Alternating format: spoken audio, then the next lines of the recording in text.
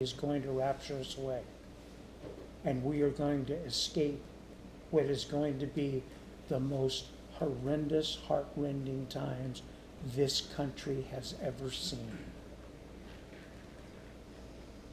Or he's going to be gracious and allow us to be pressed just enough where there's going to be a separation between real believers and those that aren't. That the last revival will occur, and while the world presses us, I believe the day will come when being a Christian will be a crime. It will send you to prison. Here. And the question is this: if you can't find the time to pray and study His Word now, how will you do it when those times come? I was challenged myself this last week as I was having to make hard choices. And part of the challenge was you're making preparation for all kinds of things. What preparation have you led people into so they take care of their first prep? You know what that means for me?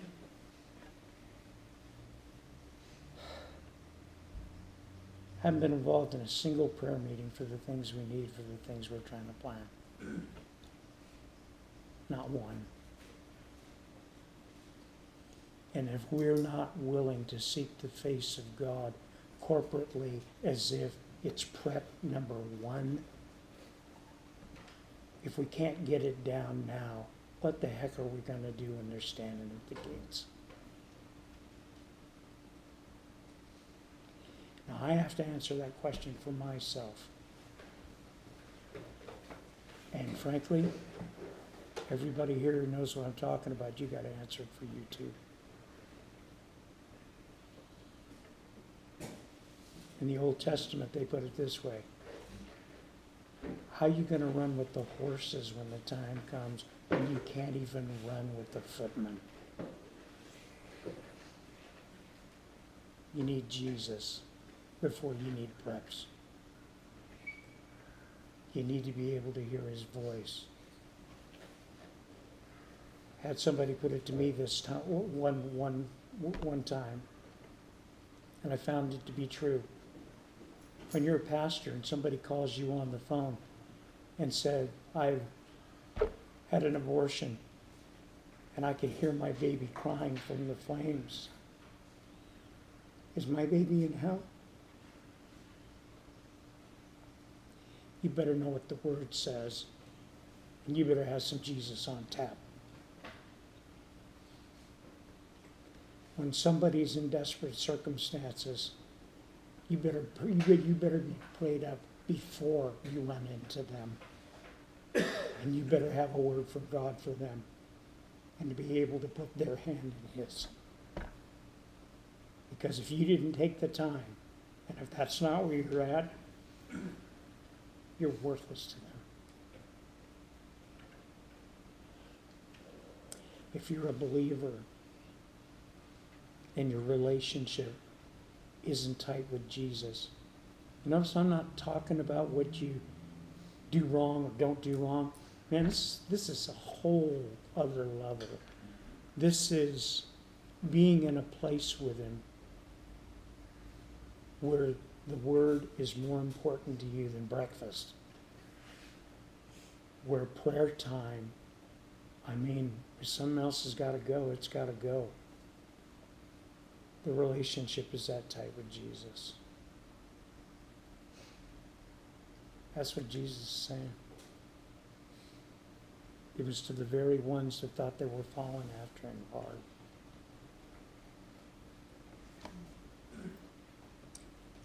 "32nd verse. There were also two others, criminals, led with Him to be put to death. And when they had come to the place called Calvary, that word translated in English, the place of a skull, Golgotha, There they crucified him, and the criminals, one on the right hand and the other on the left, fulfilling the prophecy to say he was numbered among the transgressors. Psalms. Then Jesus said, now think about this.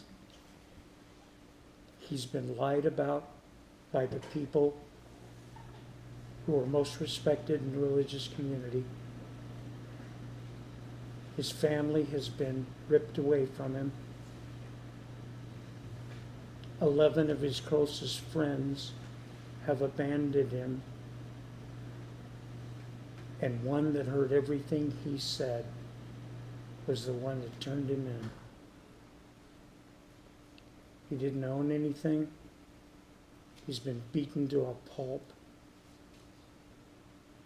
He's been nailed to a cross and he's gasping for breath as fluid fills his lungs. And his heart is so desperately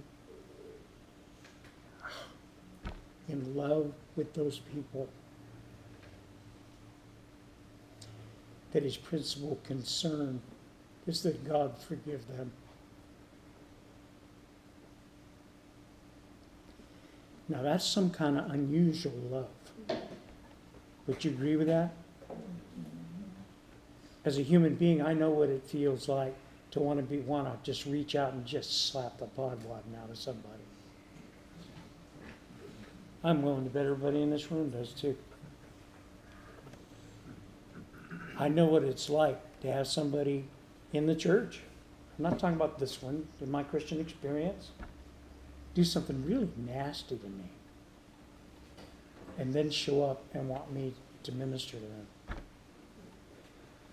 And it's all you can do to choke it down and say, Jesus, if you could do this, you can do it in me.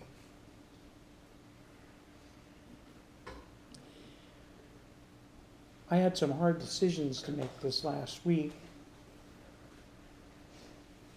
I had been up almost all night long. I needed to take Melody to work real early because I had to take our car in to have it serviced in Wenatchee. I'd had just a few hours sleep. I got up in the morning, and instead of saying, "Good morning, Lord," it was, "Good Lord, it's morning." I was irritable, angry, out of sorts, all of it. Got in the car. All I could do to keep a hold control of my tongue. Drove Melody to work. Had to get her there early enough where I was going to have a 4-hour wait in Wenatchee, with no place to go to take her in. So you think I'd use the time to pray, right? I looked in the rearview mirror and I didn't see any Jesus on me at all. And I wasn't ready to pray. And something really miraculous happened. I was upset for having to make the decisions I had to make. I wasn't sure which way to jump. The Spirit of God came into my car. I didn't ask for it. I hadn't been on a great fast. I was in a bad way. And Jesus gave me a picture of him holding me. Not looking down at me in condemnation, but with his face buried in my neck. Just hugging me. I had a flood of a sense of the depth of his love for me like I haven't had in a long time. And I just melted. Spoke to my heart and said, take a certain course of action. And I got you. It's going to be all right. I got you. It was so profound an experience. that for days after that, I couldn't get away from it. The anger that I had, that besetting sin, there was no place for it. It wasn't that I bucked up and said, I'm not going to do that again. Not this time, not again. There was no self-will to it. There wasn't any place for it. Well, the Lord spoke to my heart as he does sometimes on the same day that this happened. Told me to go to the Bible bookstore. I went, at you. I went to the Bible bookstore and I looked at everything they had. And I went back to the back wall where they had they have pictures up there. There was one little picture all by itself.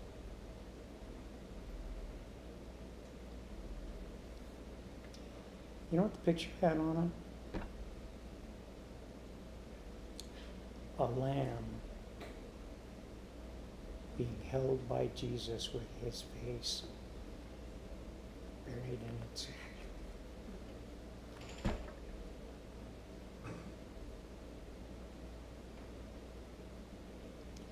And just very matter-of-factly, softly, lovingly, he spoke to my heart and said, "You're mine."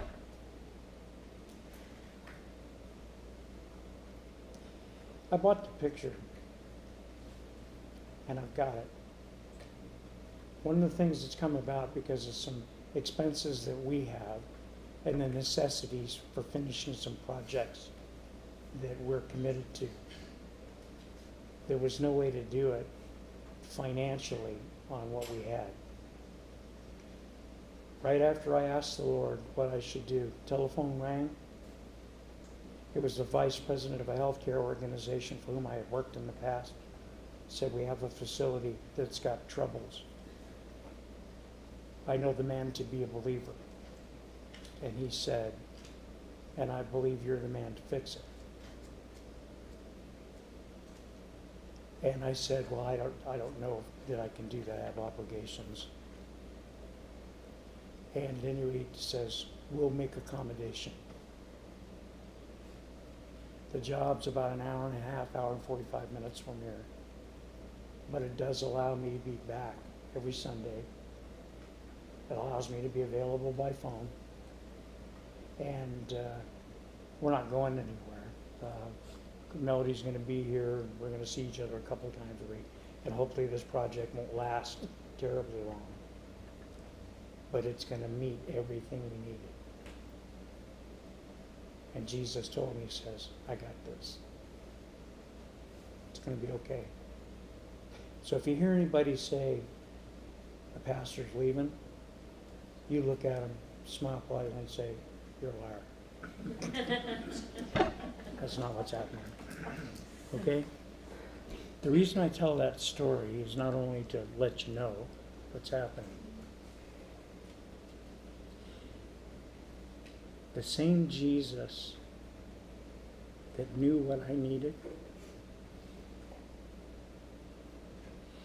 he's the same Jesus that looked at that crowd and with the same heart asked God not to lay this to their account. Then Jesus said, Father, forgive them, for they do not know what they do. As he watched them, and they divided his garments and cast lots. And the people stood looking on. But even the rulers with them sneered, saying, he saved others, let him save himself. If he is the Christ, the chosen of God. The soldiers also mocking him, coming and offering him sour wine, that's vinegar, and saying, if you're the king of the Jews, save yourself. And the inscription also was written over him in letters of Greek, Latin, and Hebrew. Now here's the significance. Remember I told you the soldiers would rather have been anywhere? They were watching their backs, and they were sick of things, and they weren't the best troops to begin with. That's why they got that duty. They were being punished. And so what did they do? One looked at the other and said, "Hey, Harry, you want to really irritate them? Watch this." And he hung a sign up there and said, "King of the Jews." And we killed him. Then one of the criminals who were hanged blasphemed him, saying, "If you're the Christ, save yourselves and us." But the other answering rebuked him, saying, "Do you not even fear God, seeing that you are under the same condemnation? And we justly, for we receive the due reward of our deeds, but this man has done nothing wrong."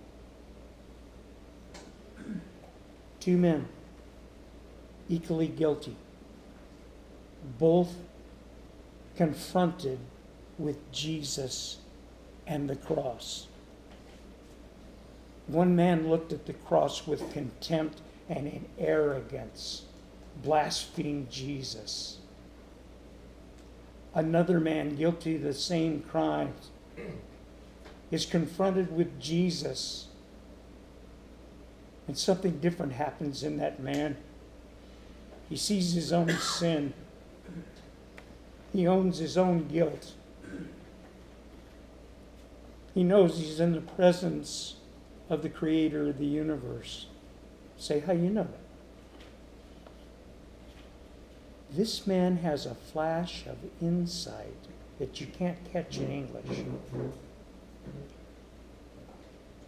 He recognizes Jesus for something far more than a prophesied Jewish rescuer. He says, Lord. The Hebrew word for Lord, the Greek word, kurios. The word kurios means a God so strong that he controls everything in the future. He doesn't just see him as the God of the past in the Old Testament. This is a Jew. He sees him as Kurios, who has in his hand everything to come. And that's why he says, Kurios, remember me when you come into your kingdom. I know you are the king of the things to come. When you come to that future, please remember me. And Jesus said to him, assuredly I say to you, today you will be with me in paradise. How much theological education do you think this guy on the cross next to Jesus had? He's been a thief, liar, rabble-rouser, and murderer. He had committed a capital crime. He'd lived by his wits, cunning, and flat dishonesty. He'd done all those things. Probably hadn't been to synagogue in years. Nowhere. He had no depth of theology. There weren't angelic voices singing in a choir. There was just one man who, when confronted with the cross, saw his own sin, knew it was wrong, and cried out like the man on the floor of the synagogue who was the publican and said, "Oh God, be merciful to me, a sinner." And it was enough.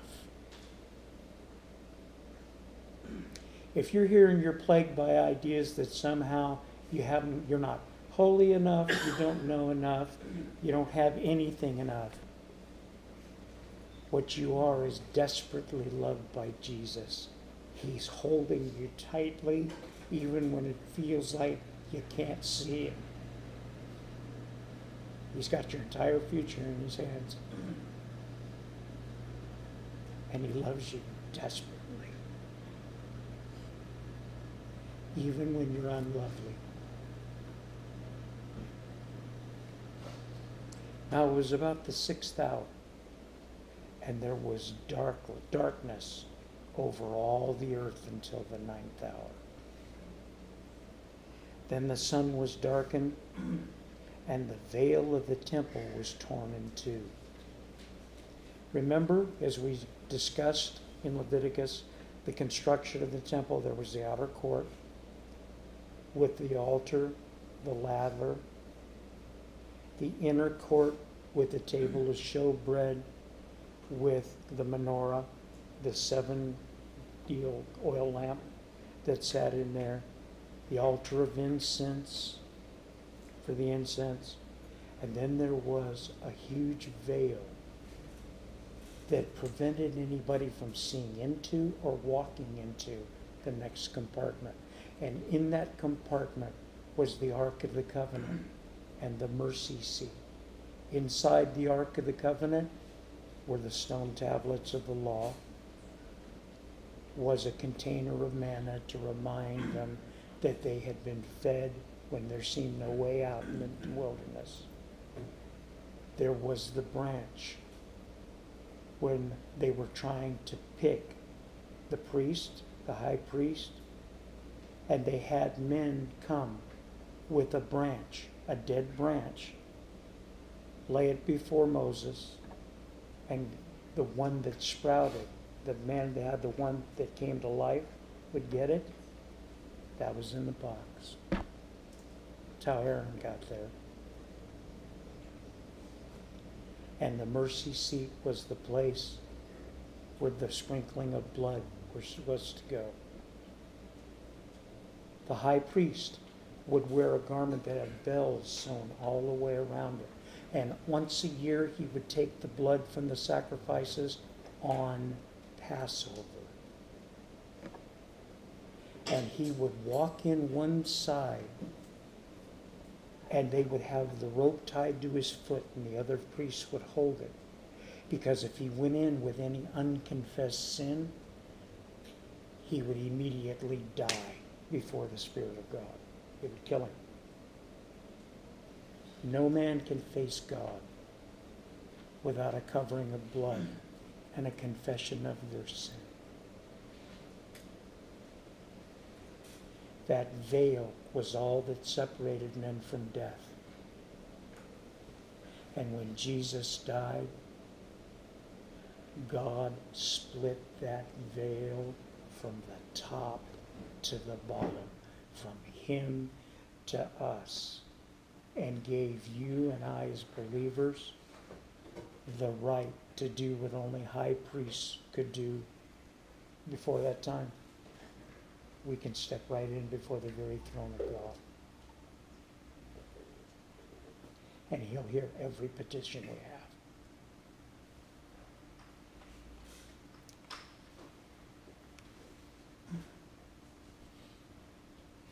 And when Jesus had cried out with a loud voice, he said, "Father, into your hands I commit my spirit." Having said this, he breathed his last. Matthew tells us that he used a particular Greek word. The word is tetelestai. Literally in English, it means it is finished. However, in Greek, it's a Greek word. Peculiarly enough, it's an accounting term. Yeah, used by accountants, CPAs. It means paid in full. Everyone who comes to Jesus, your debt's paid in full. It's finished. So when the centurion saw what had happened, he glorified God. What just happened? He was standing there and he heard a thief, a liar, a murderer own his own sin and cry out to the man on that cross. He had heard the accusations against this man. He knew of other centurions that had come to follow after Jesus. Do you remember the centurion that sent to Jesus to heal his servant and had such faith in Jesus that he said, you don't even have to come. I'm a man under authority. I understand what it means. I say to one man, come, and he comes. I say to another one, go, and he goes. And I know that if you speak to this thing, anything will obey you. I have that much faith in you. And Jesus said he had not found such great faith in all of Israel and healed that man's servant on the spot. Soldiers had come to Jesus and believed before Jews did. And this soldier, hearing the stories, this soldier knowing what he'd seen with his own eyes, this soldier watching a man implore Jesus and having been accepted right then and there, he glorified God. And he said, certainly this was a righteous man. And the whole crowd who came together to that sight, seeing what had been done, beat their breasts and returned. I submit to you the first sermon preached after the death of Jesus was done by an Italian military officer. He turns and he looks at the people who are standing there and says, he was not guilty, and he glorified God. And when they heard it, a spirit of repentance swept through the crowd. The same people who screamed, crucify him, away with him, their hearts were broken. They saw their sin. Now, this is something I found interesting. 49th verse. But all of his acquaintances, who's? Jesus. Everybody who followed him, all the disciples. At one point, 120 people followed after Jesus. They were on the road with him. It says all of his acquaintances, everybody that he knew as friends, and the women who followed him from Galilee, they weren't in the crowd that was close to the cross. They stood at a distance watching these things. All the people who supposedly religious look at this. The sinners in the front, the soldier at the foot of the cross got it. Everybody that had followed him was still laboring under a misconception about what all of this meant, even though he told them in advance that he was going to Jerusalem and he was going to die. They stayed back. It was the people who had no training and who were the worst of the crowd. They're the ones whose hearts were broken. Man, that's a pretty shocking thing. Now, behold, there was a man named Joseph, a council member and a just man. Joseph of Arimathea, a member of the Sanhedrin. Somebody that we find later wasn't called to the meeting that condemned Jesus. He makes a bold move. He comes out of the closet. He obviously is a man of some power and influence because he's able to walk right up to the temple where the government building with Roman soldiers in guard. They know who he is and gets an immediate audience with Pilate. Pilate knows this guy. He walks in and he declares himself to be a follower of Jesus. It may cost him his place in the Sanhedrin. It may cost him in prestige with the Roman government. He doesn't care anymore. He's made his decision. He's going to be identified with Jesus. The scripture says if we declare Jesus before men, he'll declare us before the Father. He walks away from all those whose heart is only for patriotism.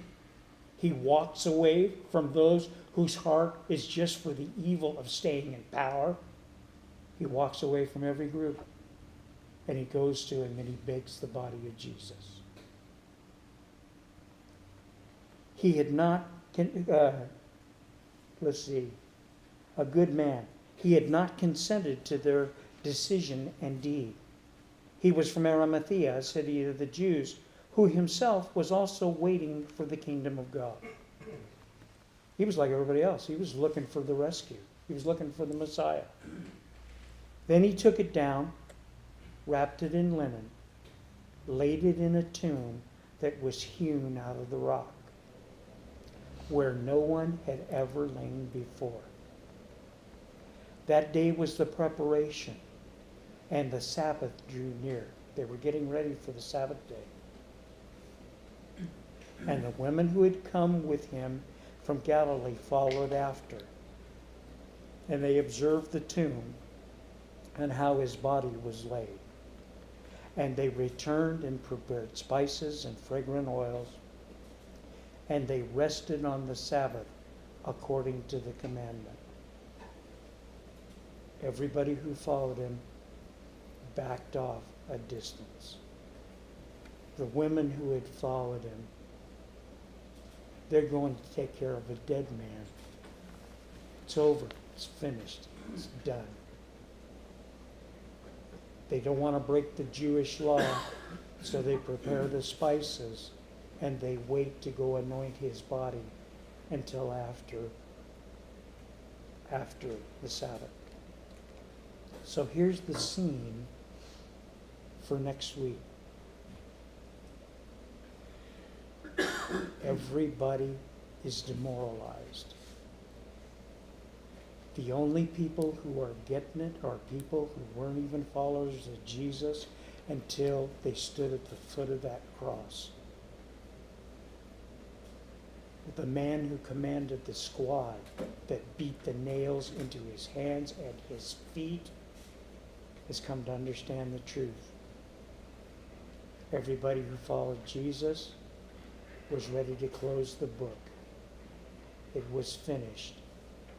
They had not received what they thought Jesus was about. It's time to write him off. Bury him, be polite. Let him go. I didn't get what I thought I was going to get.